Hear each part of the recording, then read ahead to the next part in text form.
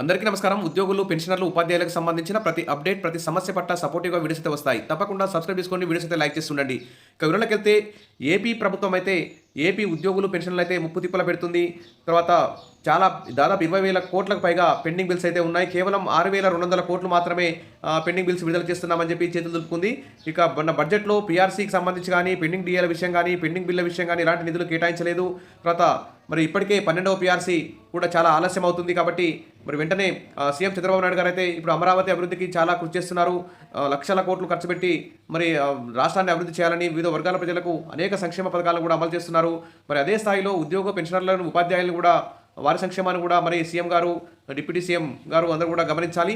వెంటనే వారికి 12వ పీఆర్సీ కమిషన్ను నియమించాలంటూ అందరూ కూడా కోరుతున్నారు. ఇక గవర్నమెంట్ ఎంప్లాయీస్ అసోసియేషన్ అయితే ప్రభుత్వాన్ని అయితే డిమాండ్ చేస్తుంది. 12వ పీఆర్సీ కమిషన్ను వెంటనే నియమించాలి అని, తర్వాత నియమించి 6 నెలల్లోపు రిపోర్టు తెప్పించుకోవాలని, ఈలోగా ఉద్యోగ సంఘాలతో చర్చించి మధ్యంతర భృతి కూడా మంజూరు చేయాలని ప్రభుత్వానికి అయితే ఆంధ్రప్రదేశ్ గవర్నమెంట్ ఎంప్లాయీస్ అసోసియేషన్ అయితే విజ్ఞప్తి చేసింది. తర్వాత ఉద్యోగులకు 1వ తేదీనే జీతాలు, పెన్షన్ల చెల్లింపును చట్టబద్ధం చేయాలని, మెరుగైన విద్యా వ్యవస్థ ఏర్పాటుకు చట్టబద్ధ చర్యలు చేపట్టాలని చెప్పేసి ఏపీఎస్ఆర్టీసీ ఉద్యోగుల విలీన సమస్యల పరిష్కారం, ఉద్యోగ ఉపాధ్యాయ సమస్యల పరిష్కారానికి చట్టబద్ధమైన వ్యవస్థ ఏర్పాటు, గతంలో ప్రభుత్వం రద్దు చేసిన ఏపీ అడ్మినిస్ట్రేటివ్ ట్రిబ్యునల్ కూడా పునరుద్ధరించాలని కోరుతూ విజ్ఞాపన పత్రాలు అయితే అందజేశారు. అదేవిధంగా 20,000 కోట్ల పెండింగ్ బకాయిలు చెల్లించాలి.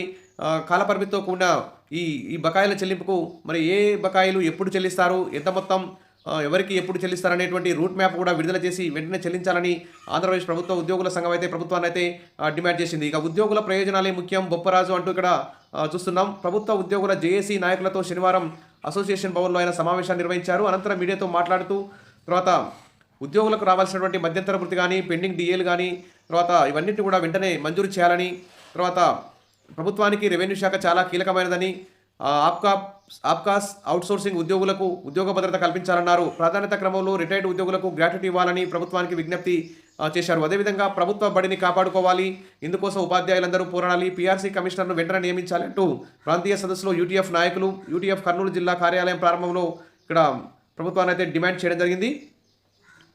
ఇక 2018లో 35 లక్షల మంది విద్యార్థులు ప్రభుత్వ బడుల్లో ఉంటే ఈ ఏడాదికి ఆ సంఖ్య 32 లక్షలకు చేరిందని చెప్పారు. ఇక పీఆర్సీ ఆర్థిక బకాయిల సాధన కర్తవ్యాలపై ప్రసాద్ మాట్లాడుతూ ఉద్యోగులు, ఉపాధ్యాయుల్లో 20% మందికి అన్ని ప్రయోజనాలు అందుతున్నాయన్నారు. 2022లో నష్టదాయకమైన రివర్స్ పీఆర్సీని చేశారని, ఆశించిన ప్రయోజనాలు రాకుండా ప్రతి దానిలో కోత పెట్టారని చెప్పారు.